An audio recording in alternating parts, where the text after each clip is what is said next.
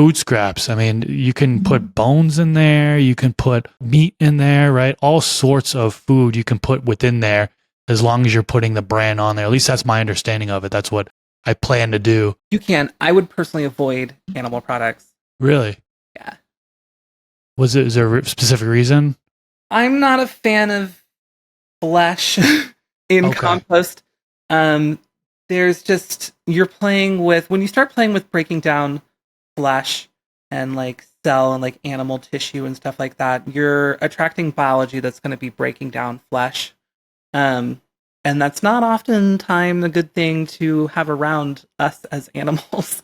It can bring in pathogens and stuff like that. And while lactobacillus by nature is very competitive, like it can outcompete things, and the potential is much lower, the possibility is still there, especially if you make a mistake.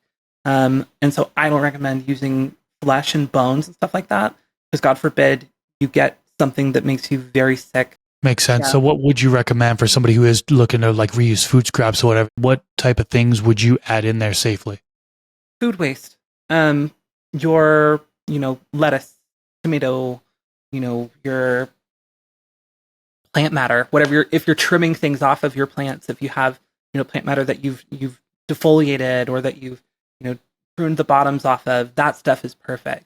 Or like the butts of whatever vegetables that you're not using, fruits and vegetable scraps is what I recommend using. What about like bread or you can add bread, French fries or things like that? So I would stay away from anything that's been like really heavily treated with pesticides and stuff like that, just because it's going to limit the microbial activity. You can definitely add carbohydrates for sure, but I think most ideally is going to be fruits and vegetable scraps.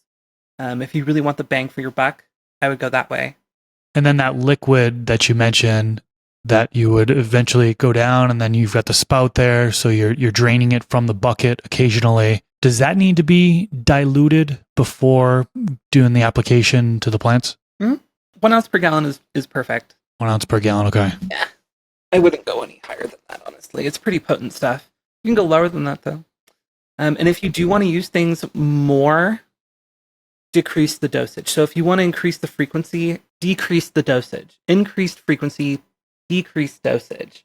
So if you do want to use it in every watering, you can drop it down to like 3 milliliters and go like that, because it's decent, and it's not going to be as potent as a lactobacillus source as straight lactic acid bacteria serum. So that's kind of an okay practice. If you want to do about once a week, once every 2 weeks, you can go up to about 30. But if you want to use it more, you have like a deficiency, you really want to correct quickly, I recommend smaller dosages. And would that be for a foliar as well, or would you only recommend a soil drench with that? You could use it as a foliar application. I would definitely drop the foliar application down a little bit lower too, to about 3 to 5. This clip was brought to you by AC Infinity. Use discount code MrGrowIt15 to save on any of their gardening products.